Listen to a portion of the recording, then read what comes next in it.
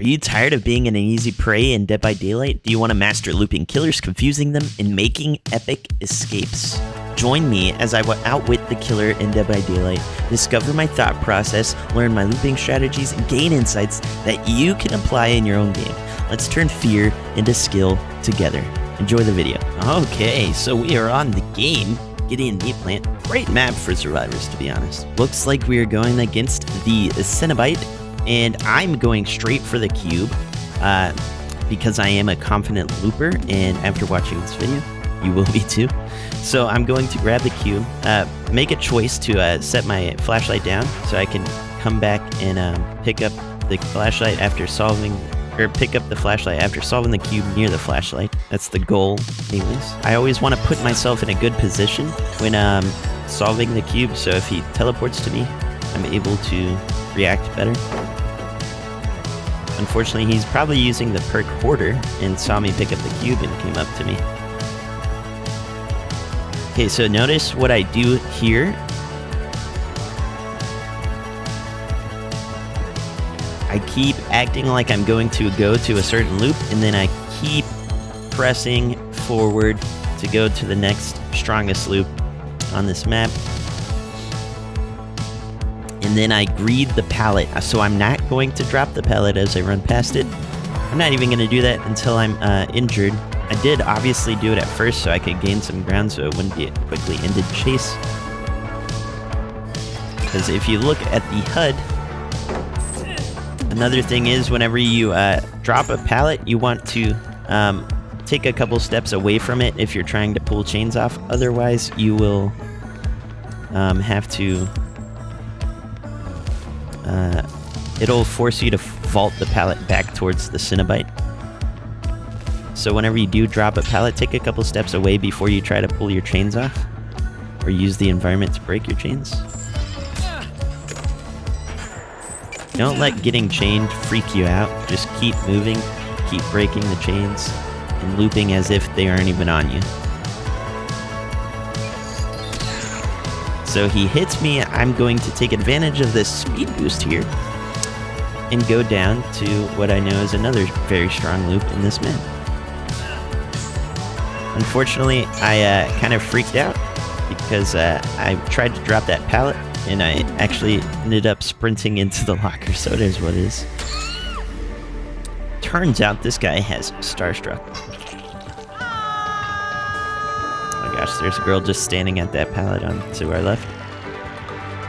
She's down too, so now there's one survivor hooked and two downed. This is not looking good for us. Zarina is walking and she is wondering what to do.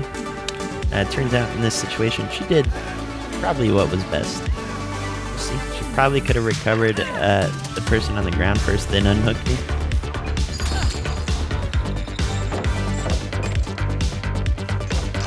So now they're both down. So with this, there is a chain hunt going actively because the Cenobite knocked me, or he downed me while I had the cube in my hand, so it automatically started a chain hunt. I'm trying to put myself in a position where if chains spawn, I can keep mending myself, which is unfortunate, but it is what it is.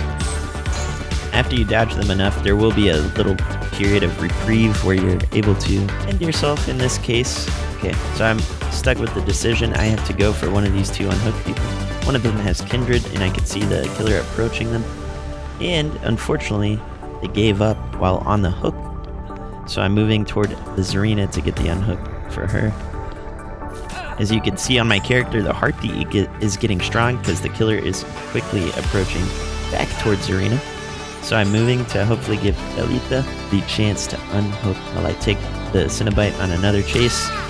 You know, it is what it is. Sometimes you just end up running into the killer on these two floor maps. There's two stories.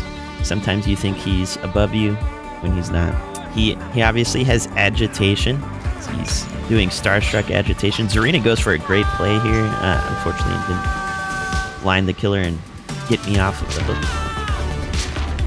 Talita coming in for a quick save. Unfortunately, the Cenobite's right here. I try to break the chains because you can run between your teammate and the chains they're attached to break them. Unfortunately, she still got down. I see the cube and I want some more, so I'm gonna go grab it. I also noticed Dalita is still down, which makes me think that I have the chance to take him on a chase while Zarina gets the res, but I dropped in. He's going back to Dalita now. I see on my HUD that he picks her up, so I think that might be a good chance to solve the cube. Unfortunately, he has some add-on to make the cube take forever to solve, so I take him back on the strong loop, and this is something really good to pay attention to, is the patience I have, and my paying attention to the red stain. Pay close attention to the red stain of the killer in this particular spot, especially with the perk Resilience, I might add. This is giving me a benefit, I'm not going to lie. But I was able to make wise decisions and be patient before just fast vaulting that pallet over and over again, which gave me a little bit of the lead that I needed to get away. And now watch what I do. As I'm sprinting, I'm breaking line of sight and taking a random path so my scratch marks hug the walls more than they do the floor if possible. I see his red stain and I move. He's just lost right now. He's searching for himself at this moment behind that corner. So for me, I would say that's another successful chase because Zarina and Dalita were able to reset, which is really good. I'm waiting for his heartbeat to go away.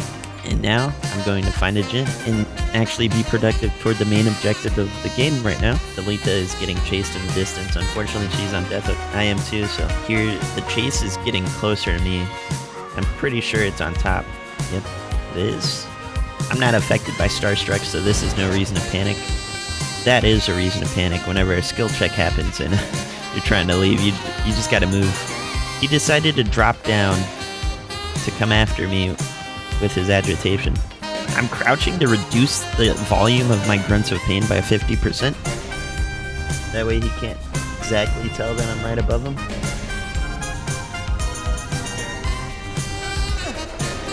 And drop. Fortunately, he was still just hanging out down there for some reason.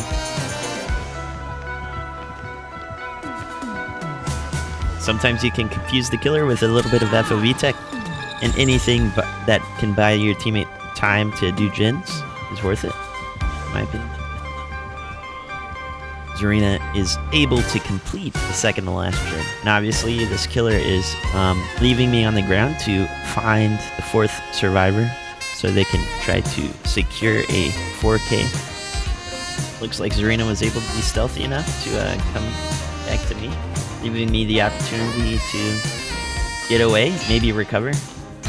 The killer is coming back for me. Once again, I'm going to pick up the cube just because I'm confident like that. He decides to not go up those stairs and drop down, so I'm kind of wondering where he is. He's hitting me with chains because of the chain hook.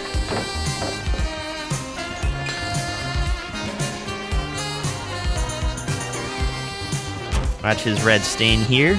Goes left out the door instead of vaulting behind me. And I take a random path to maximize my distance while also trying to break line of sight simultaneously.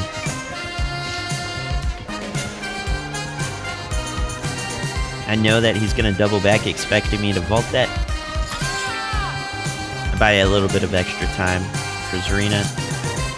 He thinks, well, I wasn't successful in leaving him on the ground to secure 4K earlier. I'm going to just hook him. And he did.